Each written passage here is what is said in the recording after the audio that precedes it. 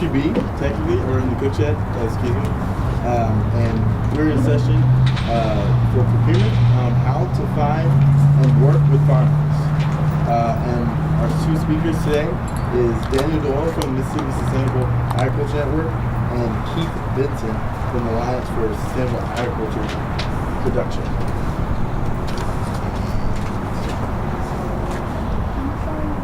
We can introduce ourselves. That's fine. You No, you're not allowed to leave. want to introduce yourself? Yeah, we can do it. We got you. Thank you all for coming and hanging. And I would definitely, encourage y'all, even though it's been a long day already. Chef Ann Cooper's come all the way from Boulder, Colorado, and she's going to give a pretty awesome talk in about an hour. So when we finish up our jabbering, definitely head over to Sparkman and hear what she has to say. So Keith and I put a lot of blood, sweat, and tears into this presentation in the last few minutes. But this is something we work with on a daily basis and get a lot of phone calls about and answer a lot of questions about. So I think we could talk all day about these questions. And we envision this as being more of a discussion period anyway. So you've got on your sheets sort of the jumping points. This was originally going to be in Forestry B, which was inside, but then the acoustics was a little challenging, so we moved it out here. We don't have a projector. You'll notice on your sheet the top 5 things, the bullets are all links. You can Google those things.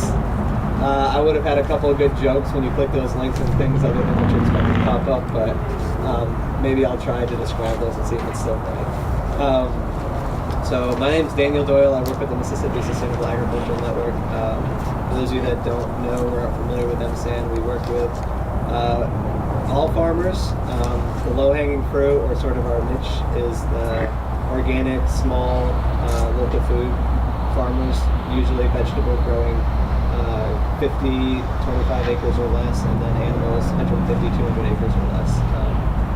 We do aspire to work with conventional farmers and think there's a lot of opportunity to get them to pull into the organic, natural, sustainable direction, and also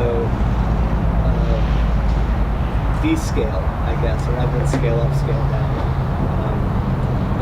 Keith and I, a lot of the farmers we work with are 5 to 10 acres, and you can employ 3 to 4 people year-round on a 10-acre farm growing fruits and vegetables, whereas a 2,000-acre cotton farm employs 1 person usually. So we think there's a lot of incentive for farmers to scale down their operations and try, especially as commodity crops fluctuate and become not as much of a good market. So yeah, all farmers, small, beginning, limited resource, organic kind of growers are the niche that we focus a lot of time and energy on.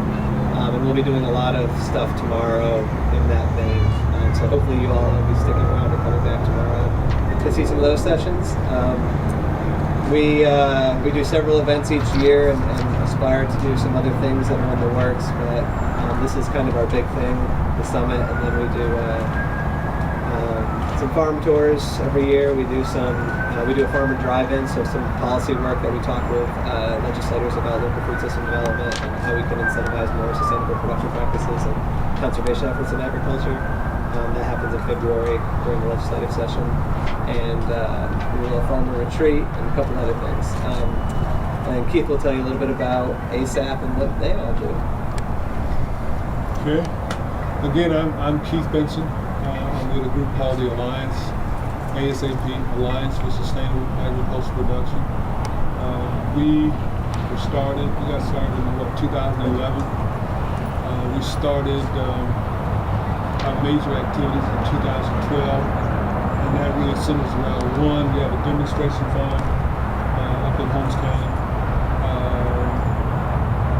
where we try to demonstrate the kind of sustainable practices and technologies that farmers, especially small farmers, ought to be utilizing. So that's one component. The other component that people know us most for is our monthly field days. Usually every third Friday of the month somewhere in Mississippi, we're doing a field day / training. And the idea behind those field days is really to cover topics that farmers, cover the topics and issues that are being addressed at that time on farms around the state. Usually one of those sessions will be on farm to school, But we cover about 50 topics a year on those field days. We started out down in Port Gibson last month, and that was farm to school, in fact. And in last month, we were up in Tupelo, in fact, at Native Sun Farm, talking about CSAs and selling directly to consumers. So every month, a different series of topics. By December, we will have done 50 field days, which is amazing for a tiny little non-profit and small farm.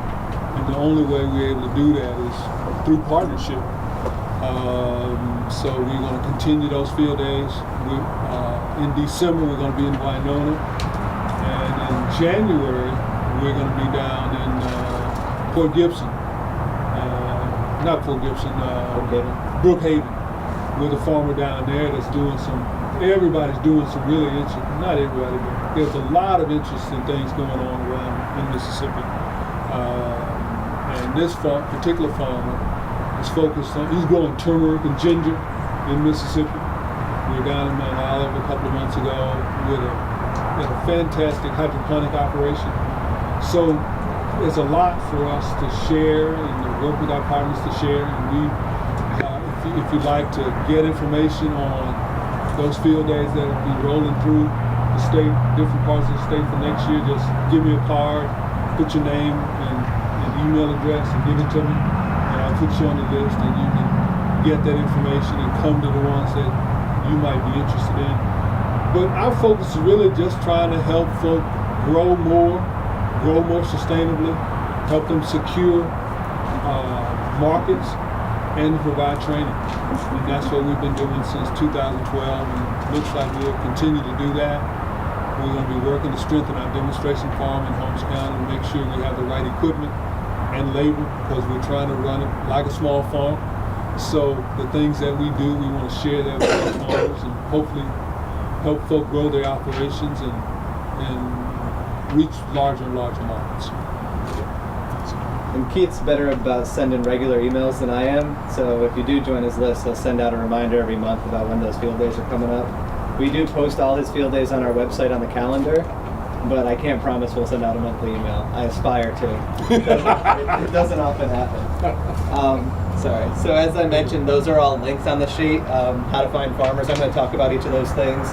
And it might be a little cooler if I could pull it up, but you'll get the idea. So how many of y'all have, and I'll throw my joke out there right now, but there's a website called singlefarmers.com or something like that. And that's the first one, new beginning and on the market. So if you're looking for that kind of farmer, there is a website for you. A dating service for farmers. Depends what you're looking for, right? This is a farm to school solution. Most people are looking, their procurement, their schools, farmers markets, looking for farmers. So how many people have used or recognize one of those for other than dating? Good, we have a small group. Good idea. I have to tailor my talk to. All right, so Keith asked a quick question. We have a small enough group that I think we can do this quickly. Let's go around the room and we'll start with you and just go down, back, and down, and just tell us your name and what your work is. My name is Monica Butler. I work with a nonprofit, Midtown Partners, right over by the Baptist Hospital, and we hold the charter for Midtown Public Charter School. What's your number? The number is 165, 5th through 7th grade. Is it expanding to? Yes, next year. I'm just there. Age station.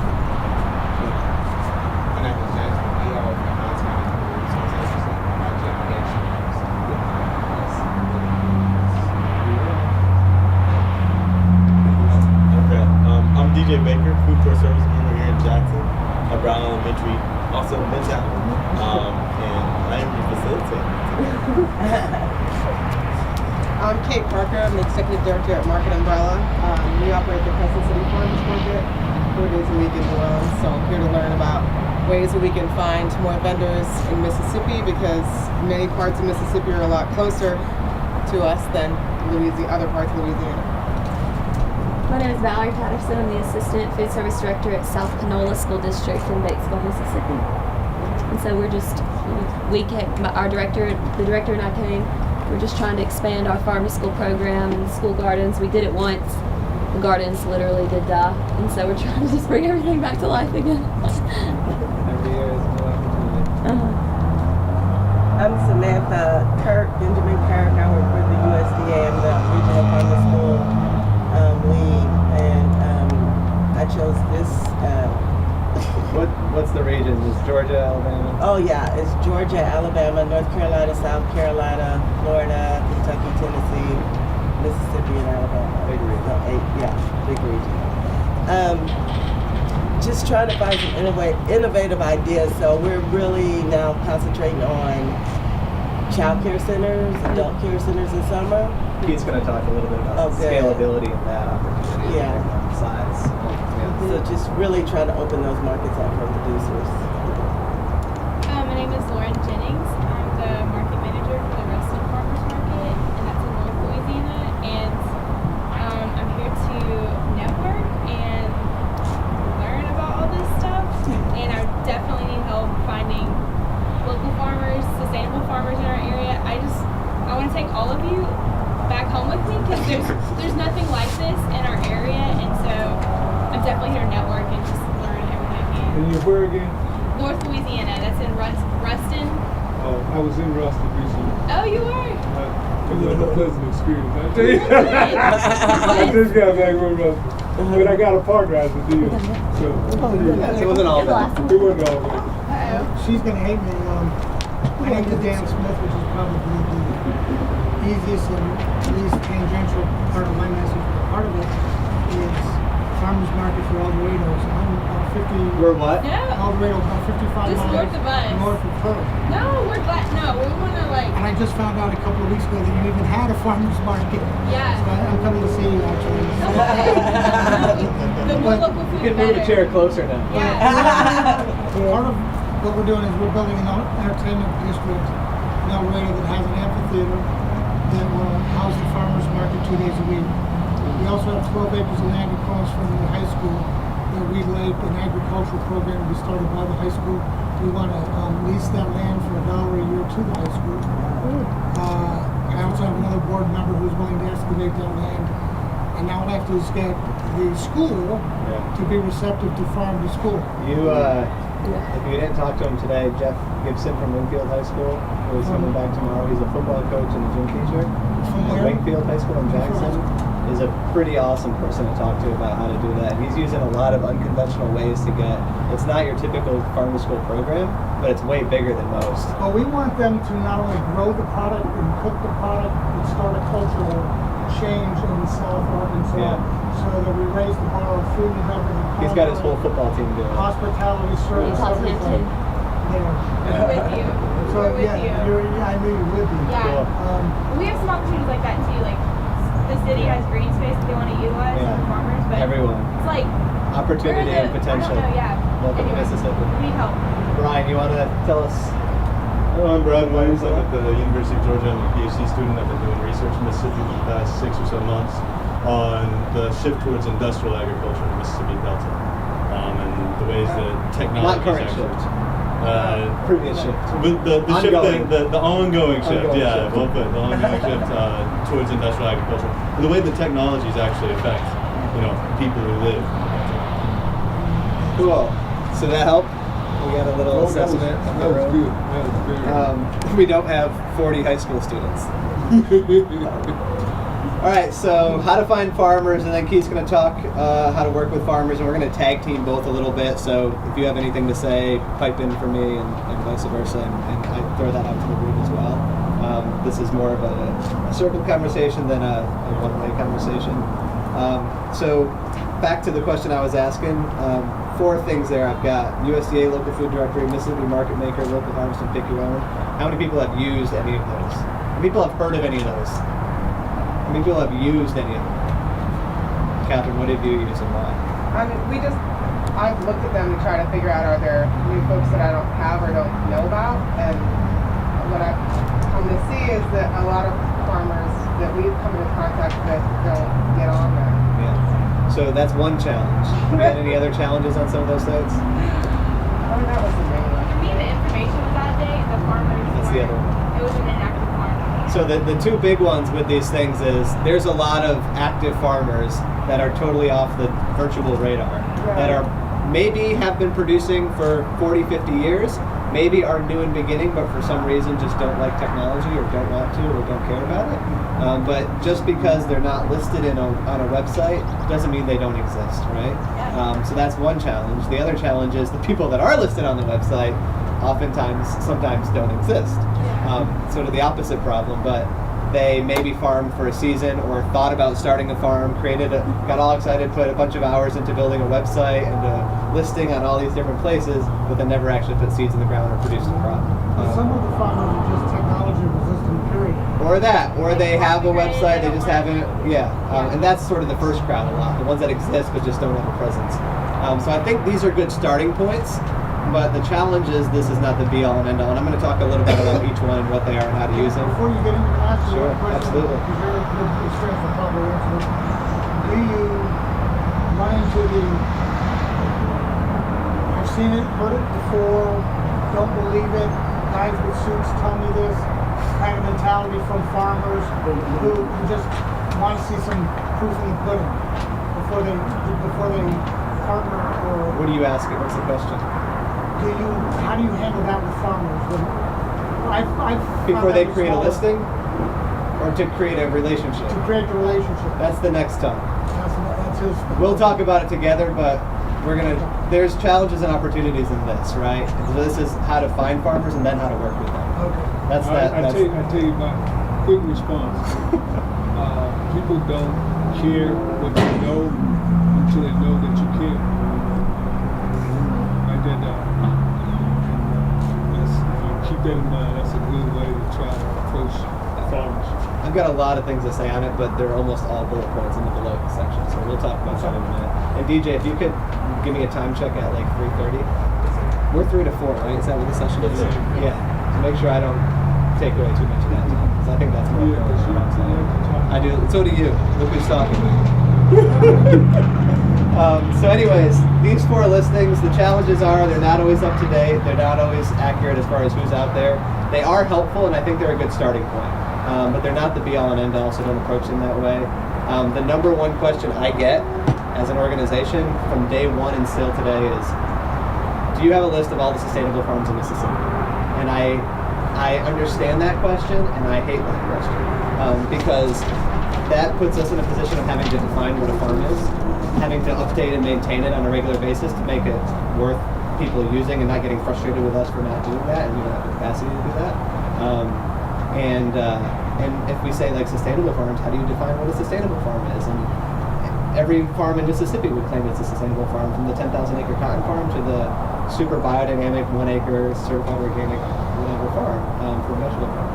And we have our organizational philosophies on what is organic, what is sustainable, what is local, and what we prefer to see more of. We're not going to translate that into a list.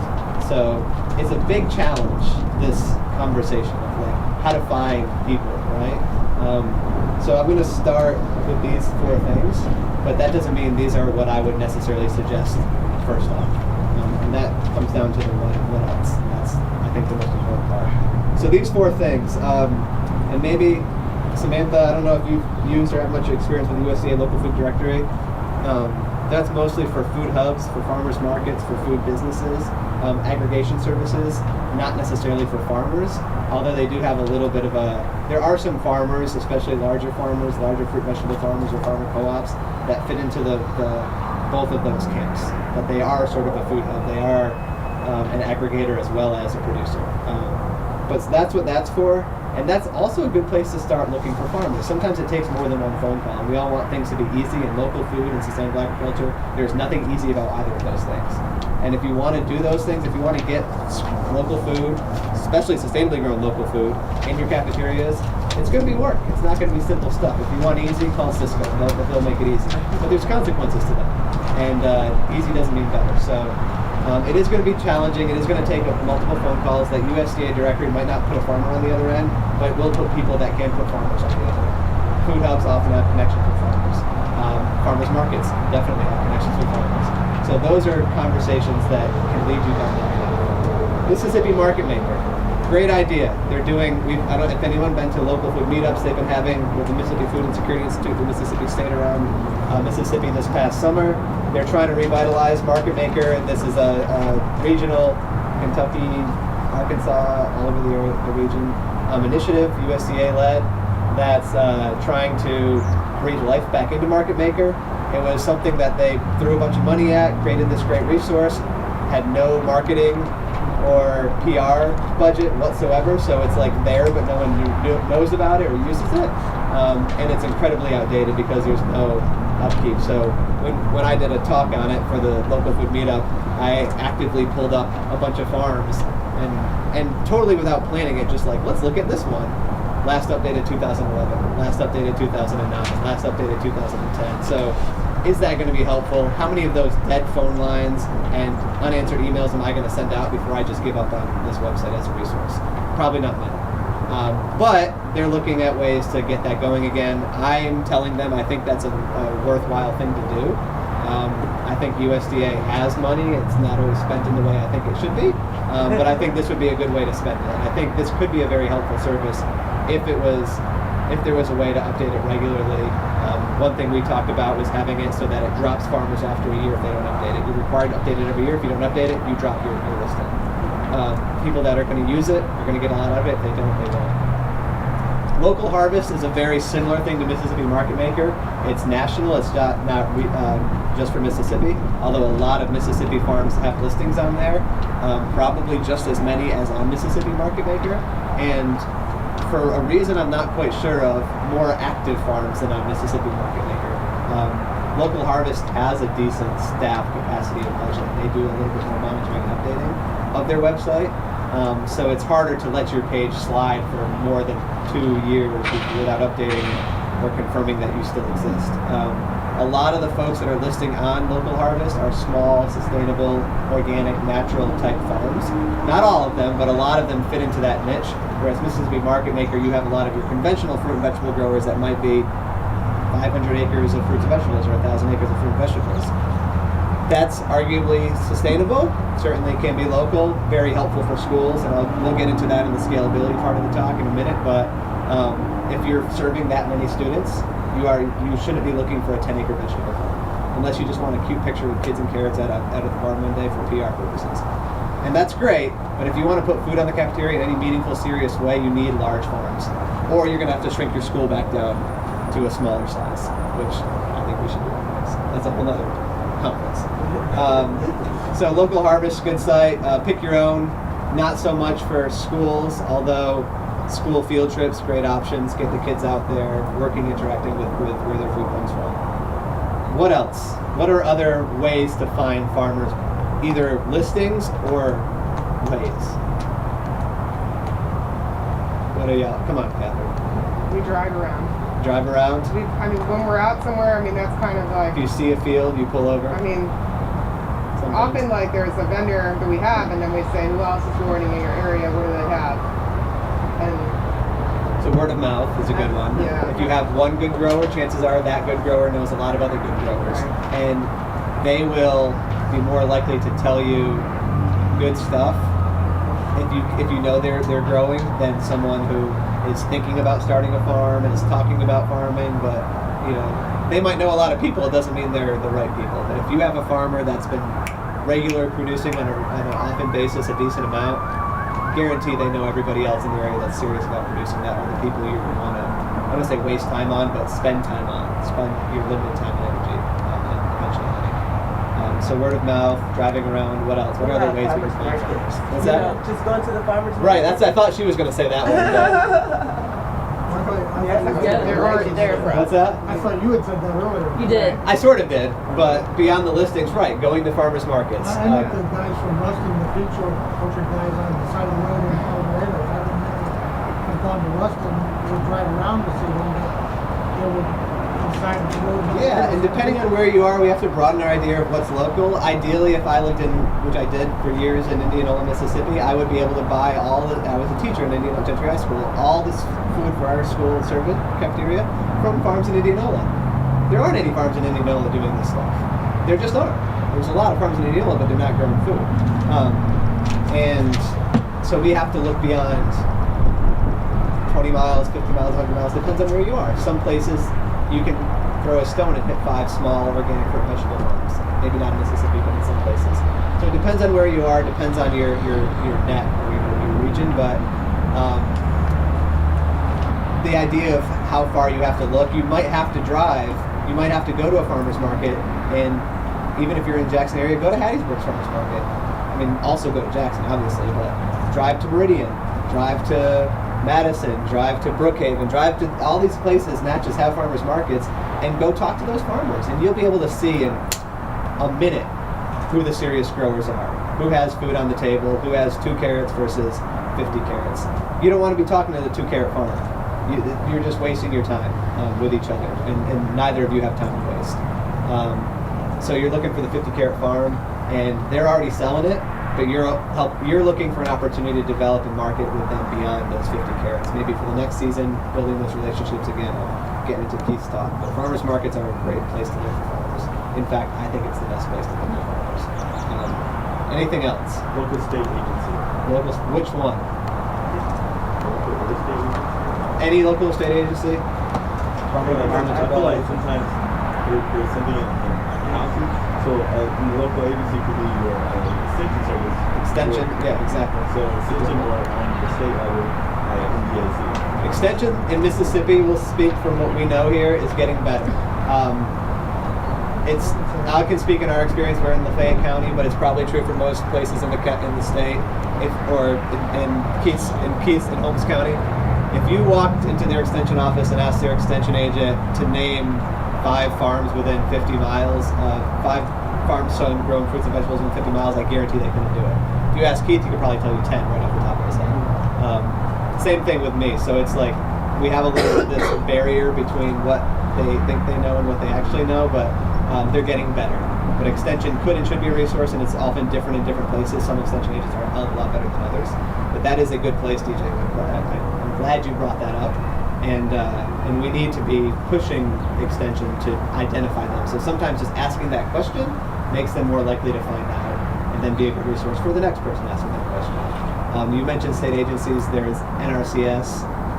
There's our conservation district offices in each county across the state. And NCAT at a state level. What's that? Farm services. Yeah, FSA, Farm Bureau. Again, they don't know a whole lot of small farms growing vegetables, but they're getting better, and they want to.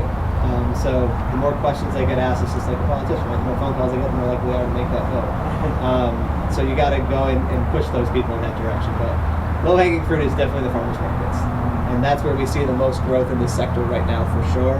Also, so there's some grocery stores, some locally owned co-ops and grocery stores that sell a lot of stuff. So sometimes going in there and just looking at the shelves and saying like, oh, I've never heard of this farm. And if they're selling to them, they probably could do a volume to sell to my school. And again, the Keith's big point is going to be talking about relationships.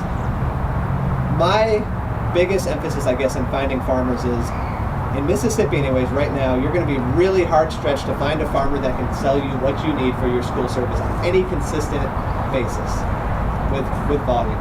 That's even true for farmers markets. It's certainly true for schools. Way more true for schools.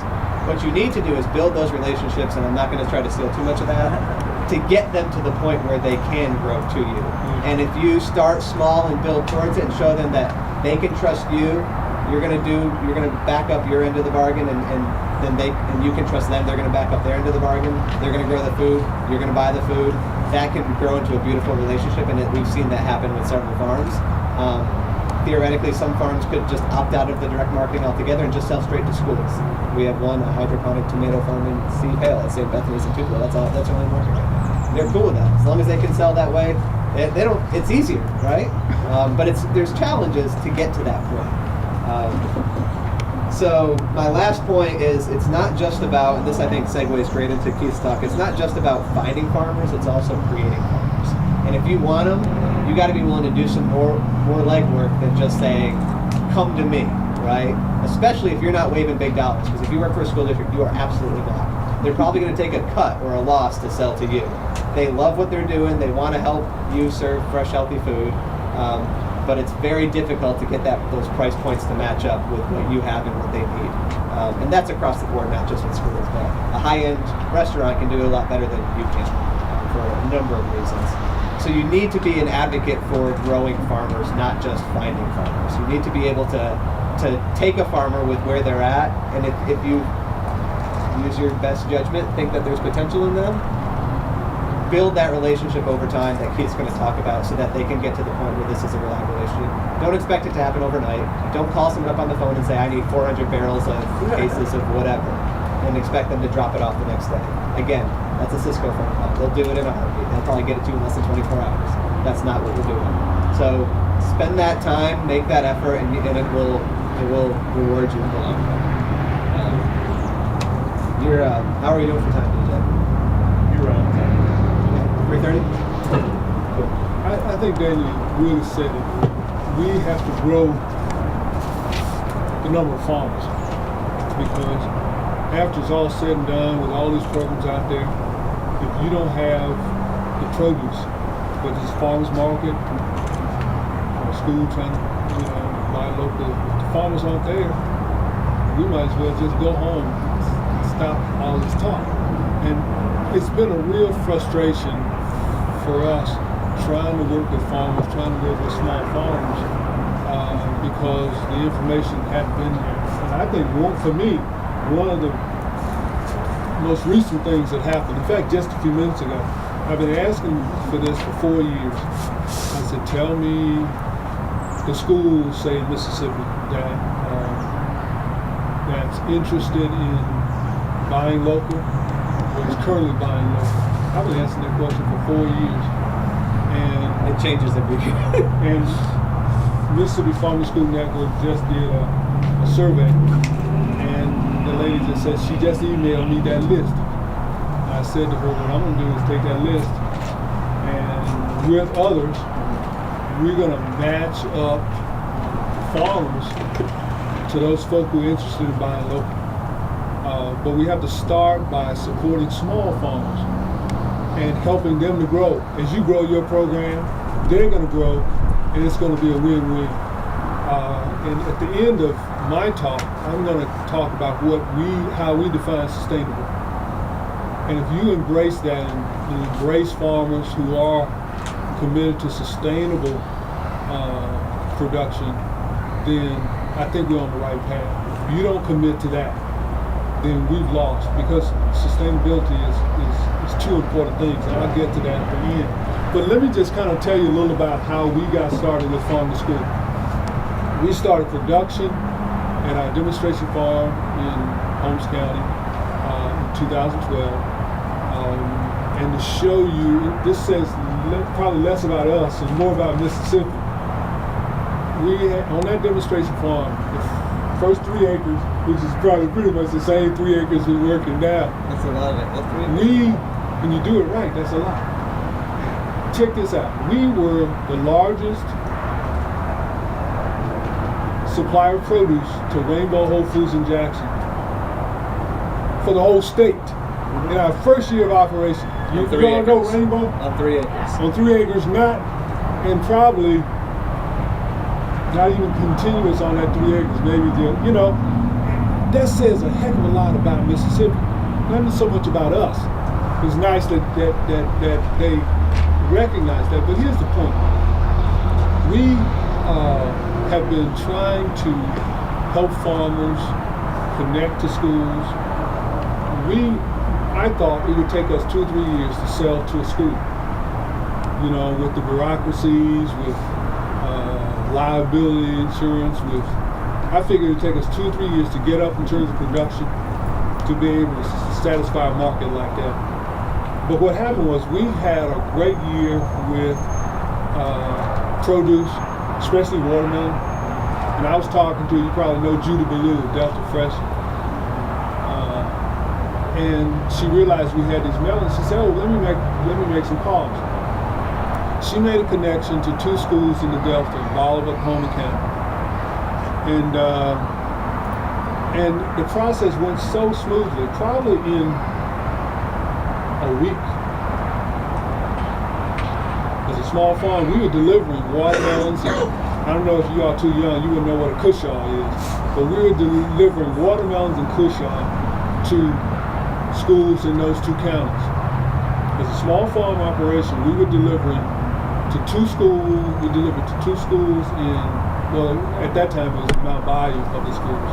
2 schools there, and the 7 schools in Coahoma County. Separate orders to all of those schools, okay? And the process was unbelievably simple. And if you want information about how we did certain things, I brought some examples. One thing we did, and we try to get farms to do this, put together a price list of what you're growing, and you price those items. I can share our price list with you. And as you talk to farmers, you have them do the same thing if they haven't already done it. The next thing is, I put together, they asked me, they said, okay, how much? Tell us the price. And this is interesting. Tell us the price Most farmers for don't know. for your produce.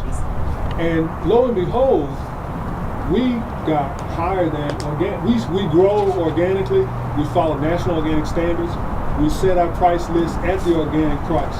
Okay, say the price that, say for Rainbow Whole Foods, we start there and we'll back off that price list when we have to.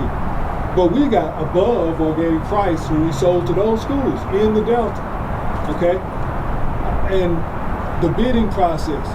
If you're under a certain threshold, the small farmers are going to be under that threshold in terms of purchasing.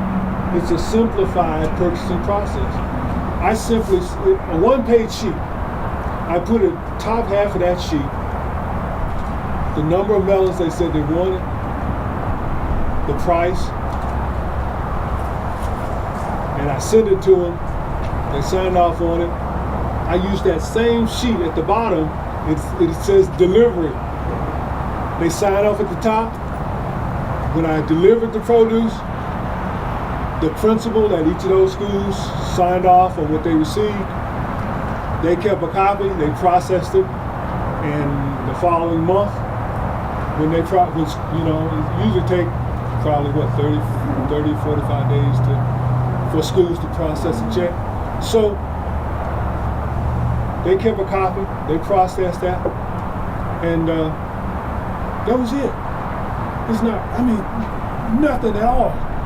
Okay, the food service director in my Bayou, Rose Taylor, is sitting right here this morning. Say real quickly, and it starts with a really good relationship, and in this case it was Judy Ballou had a great relationship with the schools and sort of was a vocal advocate for y'all, so that if there's a will, there's a way, and the right advocate, both on the farm side and the school side, makes all the difference. And having, you know, not someone who's tentatively walking into it, or if you're banging on the door and saying, buy my food, I'm like, I don't really know, that's going to be challenging. But when you have 2 parties that want each other and you have what I need and I have what you need, you can make it happen. And that's, you got to find those people, and I wouldn't spend time banging down the doors. Yeah, and see, what we try to do is we talk to farmers is to say, be prepared. Have some brief, concise information about your farm, about the history of the farm, about your philosophy, your commitment maybe to sustainable agriculture, whatever. And have a price list, and sell yourself. Walk in and talk to a food service director, and do your spiel, your elevator spiel, whatever. You sell yourself. And that's how we really got started with Rainbow Whole Foods. I went down there in 2011 before we started producing, and I have the same approach with any potential buyer. I'll go, and I went to Rainbow and I said, okay, I looked at the produce section. I said, okay, what are they selling? What are they selling for? What's the highest priced item on this list of produce? And I said to myself, we're going to grow that. And the produce manager, then produce manager, Patrick, he said that at the recent field day we had. He said, Keith came in, before you planted the first seed, he asked us, what do you want? How do you want it? And the first point we try to make with farmers is, be reliable. If, in terms of your delivery, If you say you're going to deliver on a certain day, you deliver on that day, and you deliver what you say you're going to deliver. Communication in that relationship. If problems occur, and they will, we have to be flexible on both ends of this thing, okay? And like Rose Tate was saying this morning, if a farmer comes in and he has some product that just not on her menu for that week, she might modify her menu and stick that item in, okay? Or she might hold that item for next week's menu if she can and put it in there. So example, if it's raining and the farmer can't get in the field to harvest, guess what? He's not going to deliver to you on the day that he says he's going to do it. But what I do with Rainbow, if it's raining, if I can't get in the field, if I have problems, I will get on the phone and I will call before that delivery date and say, hey man, I'm going to be a day late or whatever, or this problem, and say, okay, no problem. And we set a date. If it's every Thursday or every Friday, I'm there every Thursday, every Friday with what we talked about the previous week. And some extra. Yeah. Give them a little happy. And we deliver to them what they want. So it means talking to the schools and saying, okay, what do you want? A lot of schools smaller schools have a problem in processing.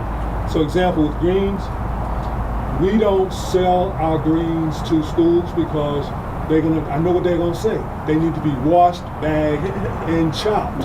And the only way for us to wash, bag, and chop is to deliver them under refrigeration to Marks, Mississippi, over 2 hours away from where we are, and pay for processing.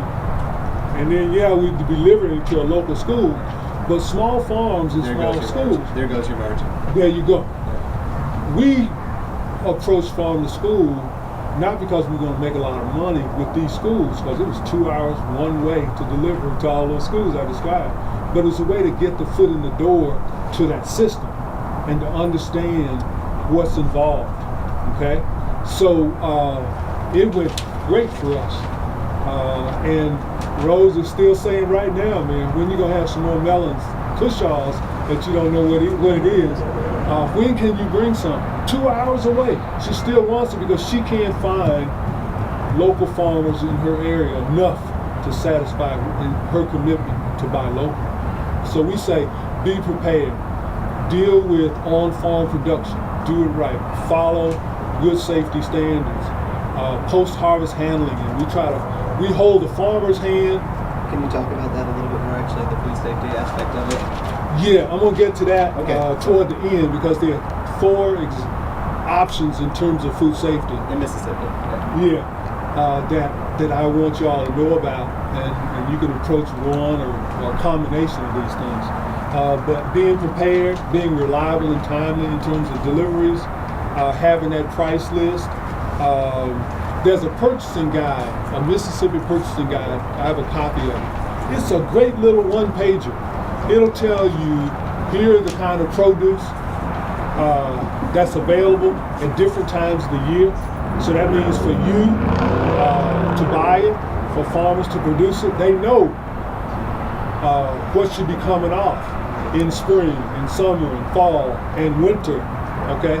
So you can talk and agree, and they can plan and grow those crops, and so everybody, and deliver that crop so everybody's satisfied.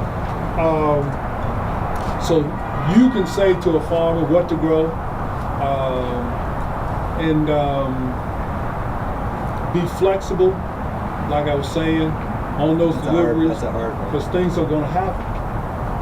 But you got to be flexible if you're going to deal with smaller farms.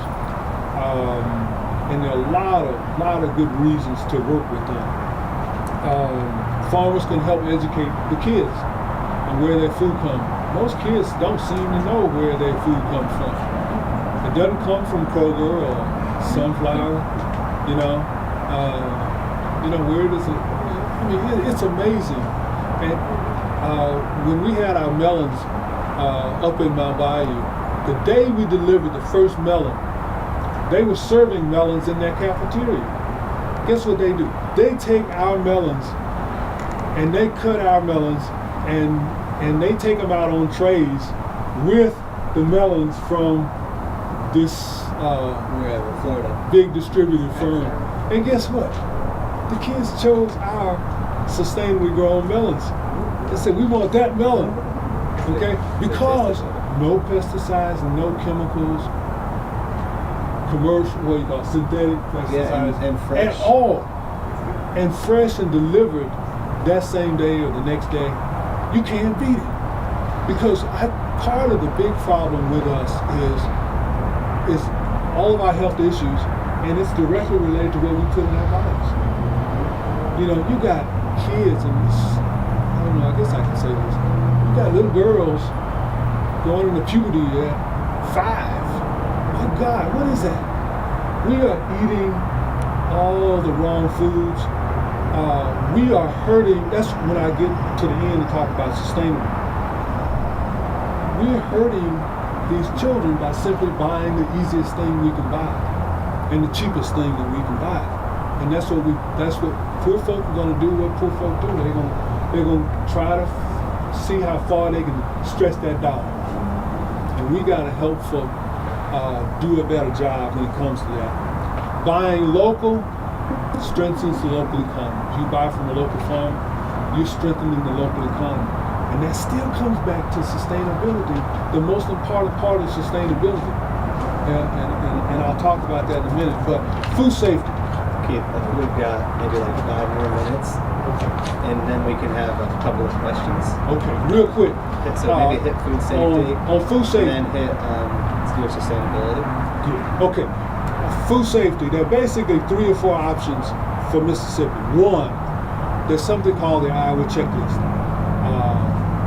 That's a sheet, and I can share that with you if you want it. It's a sheet that looks at major categories of farming operation, and a farmer indicates that they're following good safety practices on their farm with this checklist.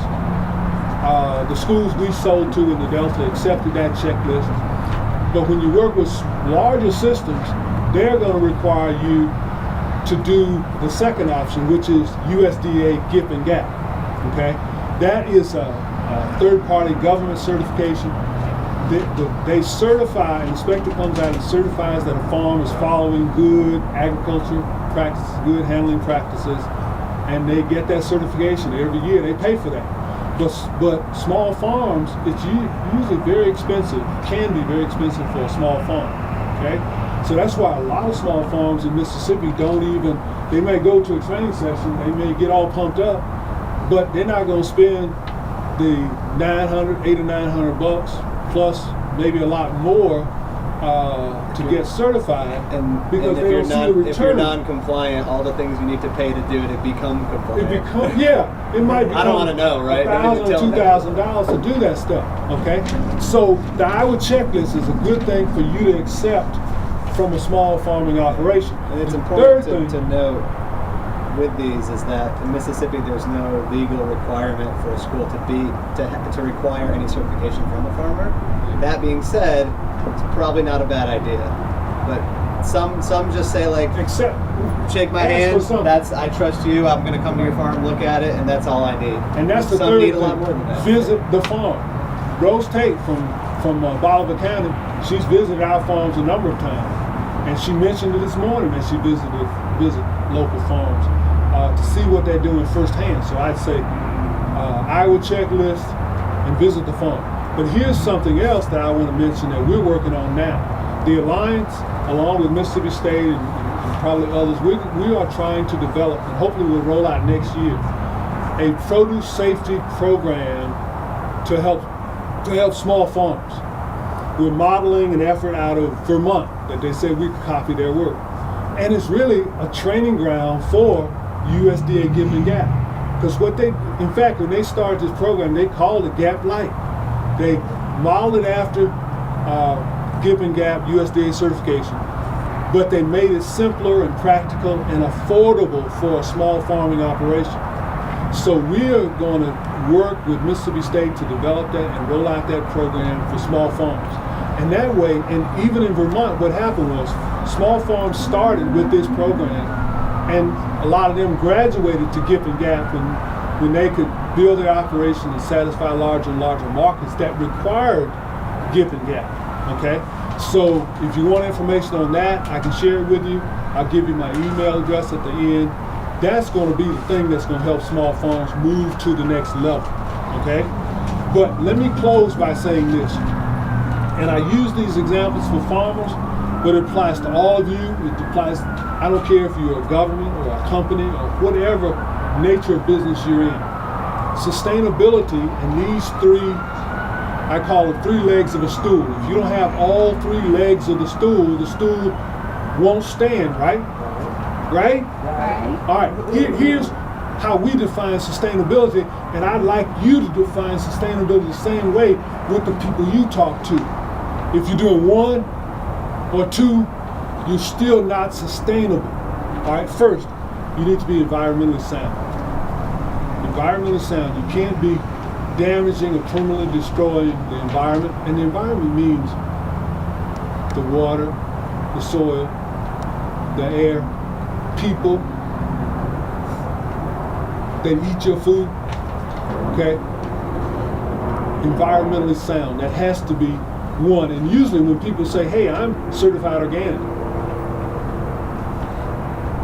that doesn't mean they're sustainable, okay? So environmentally sound. Financially viable is number 2. If you can't make any money at it, a farmer's a business. If you can't make any money at it, it's a hobby. And you might as well do something else, right? And we try to work with farmers to increase quality food production and to link to markets, the appropriate markets for them, okay? So they can be successful financially. The third thing, which is the third leg of the stool, which I say is even more important than the other 2, is social responsibility. Hear me. When I say this at our field days, and I say it at almost every field day, some people get it, some don't. Social responsibility, it means how you relate to the world around you positively. That means how a farmer treats his workers. That applies to you all too in your organizations. How you treat your workers. How a farmer treats his customers, his or her customers, how they relate to their community. Some farmers I've met in sustainable organic farming, national organizations like Acres, I was amazed. These farmers act just like the farmers in Holmes County. A lot of them don't sell to their neighbors. They just give produce to their neighbors. They should go out and get what you want and deliver it to their door and sit it there and say, okay. That's social responsibility. Part of social responsibility in your roles, you have the option of going the easy route by buying from Cisco or whoever, okay? And get whatever you get it as cheap as you can. Don't worry about all the headaches of trying to work with small farmers, okay? But if you take the time to look at your community, the community you're working, and find farmers in your community that are struggling to connect with you, or don't even know it, but they need to connect with you, find those farmers, connect with them, buy their produce, and what it's going to do is it's going to strengthen the economic landscape of that community. So I'd say if you're not doing all 3, you're not sustainable. And if anybody comes to you and they're not doing all 3, then I encourage you to support sustainable farming operations, and we're going to help you connect with those folks. So leave your email address with me, leave your name, I'll communicate with you, and we'll try to find farmers in your areas that can help you buy local. That's it. Cool. I think we covered, not necessarily directly in that order, but I think we touched on most of those things. We didn't really talk about beyond the cafeteria, but there's obviously a lot of other ways to work with farmers beyond just sales. And Keith mentioned a few things, visiting farms, not just to look at them and see what they're doing, but also to bring the kids out there. And all that really matters, not just in the kids' lives and their perceptions and their behaviors, but also in what happens in your community and trickles outwards to the family and everybody else. So cooking lessons, nutrition education, go to the farmer's market. It's a field trip. You can have kids sell stuff if they grow it at the school, maybe just as an exercise. But a lot of opportunities to do things beyond just get food in the cafeteria. I think those things are a lot easier to do right now, and we see a lot of that happening with food court and with a lot of the farm school programs around the state. That's great, but I think the ultimate goal we would both agree is how do we get more food in the cafeteria on the menu, and not just as a novelty item once a month for one portion of the meal. That might be 5% of that, and then the rest of the year it's the exact opposite. So there's big things we need to do. Hopefully you all are going to stick around for the policy panel tonight, because policy is huge, and how do we push our representatives, legislature, state and federal. Mississippi actually has a pretty good track record at the federal level to be to be a strong advocate for farm to school initiatives. Doesn't mean we can't do better. There's a lot more room for growth, but compared to some other states, we're doing all right, and that's something to be proud of. But also, we need to keep pushing, and especially at the state level, how do we can drop some of these barriers right now, and also incentivize production, both local and sustainable production, so that we can see this as more of a viable opportunity for farmers, period, but certainly with schools, which matters more than most. And I think it means you have to wear different hats and not just be an advocate for small farmers, but be an advocate for adequately funded public education. Because if our schools have no money, to be honest with you, if I was made superintendent, I'd be putting money in my teacher salaries, not necessarily what's in the cafeteria first.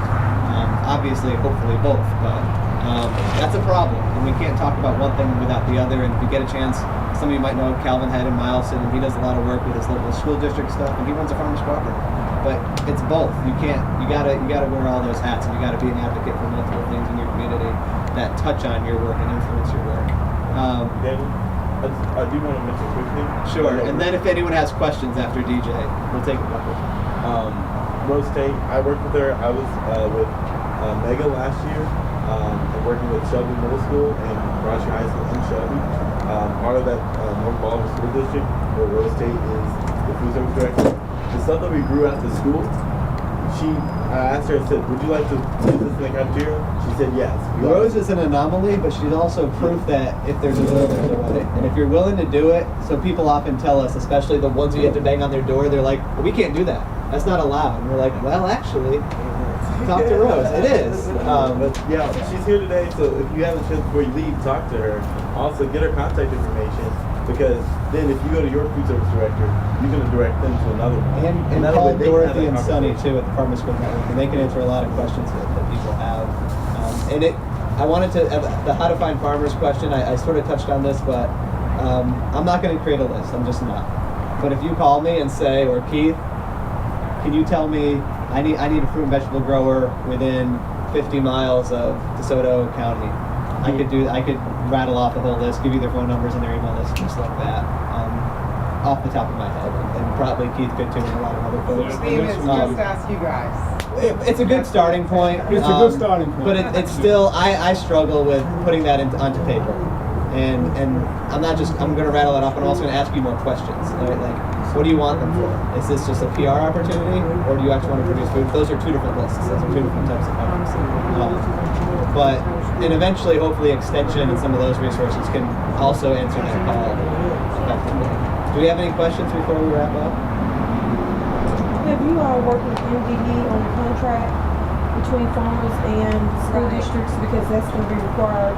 I know from our school district. With the state program? Yeah, it's going to be required from a school district as well. So have you worked with the State Department of Education on a contract template between the school and the farmer? That was my question. The legality for me is my barrier.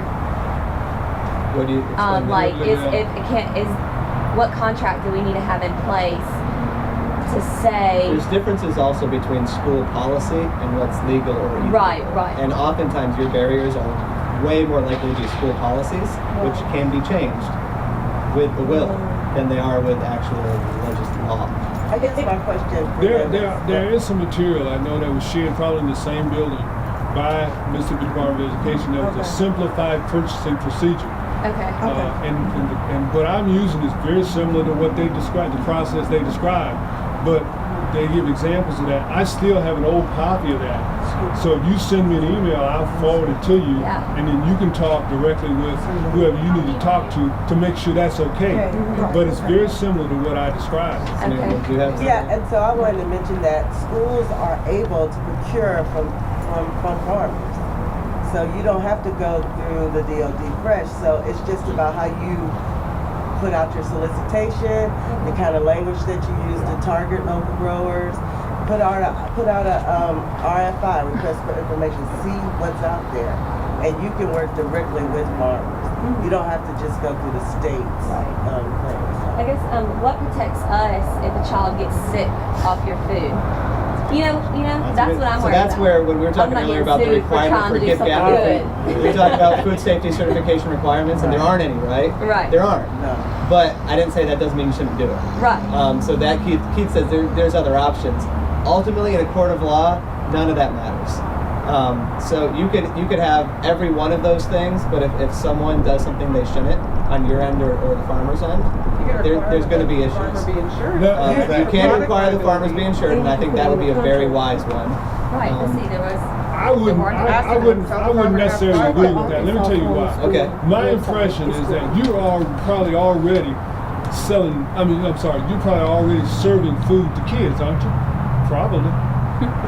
If a kid got sick yesterday, you probably have insurance to cover whatever might happen, right? I So guess you her point probably might be already, so does Cisco. I'm saying Yeah, you it's need the to company check, we purchased but you first. probably already have the insurance that would cover, Both entities need to be insured. Yes. well, that's. And that's a challenging point, and that's going to be a sticking point with some farmers. And that's something where Rose State would say, you know what, I trust him, I don't care, we'll deal with that if the time comes.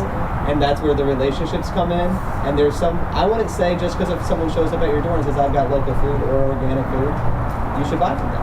Just remember this, Cisco, US Foods, Benny Keith, can all identify links that none of these small farmers can. Right. So if you're gonna use that as a way to opt out of this whole thing, trust me, Cisco, US Foods, they're just waving on the side of it. Yeah, it's just they've They've got the different. money to do all of that. And another way, and I've seen this happen, is that school districts, you just don't realize the buying power that you have.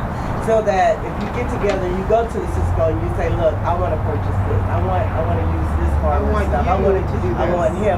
Let Cisco That's true. go ahead and purchase that things from that farmer. And then you buy it from Cisco. I have heard of companies. So yeah, you have a lot of power. So just start talking to your neighbor. And your At the end of the day, the more work contract, you're willing to you put could into this say- process, the more it will work. Exactly. Yeah. It'll work. And Because the if you- school food service contract. If you're not interested in buying local, and you're in charge of purchasing, nobody's gonna probably make you do this. There's no more, yeah. See, so you can find all the excuses in the world not to buy from a local farmer. You can also look Good at ones, how yeah. to make it easier for you and others. And there are people that'll hold your hand that have been doing it for years and haven't done anything illegal, okay, or against policy. They're doing it, have been doing it for years. Doesn't mean So- it's without risk. Huh? So it's up to you what you want to do. If you make the decision to do it, then find a way to do it. What else? If you want a copy of the Iowa checklist, I have it. We'll If you probably want a wrap copy, up, but if you have individual questions, we're going to Well, stay I got a question. Are you finding Your out postal what's happening district like program? Jeff Goods project popping in? Am I finding more distributors popping up? Like I the am. project I Jeff think Goods they're doing? significantly So much. improving. Right. I think there's a lot to be determined as far as the efficacy and how effective they're going to be. the I idea is good. think it's a good idea. I think we need aggregation. We need cooperation. I'm a bigger fan of the cooperative model than the for-profit food hub model. That doesn't mean there aren't good examples of both and bad examples of both. We do need to see that kind of stuff happen. I also want to really emphasize with that aggregation food hub type work, that is a step in the right direction. It is not the end goal. Keith's Thank you, email, everyone. if you want Keith to send you stuff, this is his email right here. Thank you everyone for coming. Again, Daniel Doyle, Keith Benson, both from Brentwood, Maine. Next in Sparkman, Manitoba, we'll have our keynote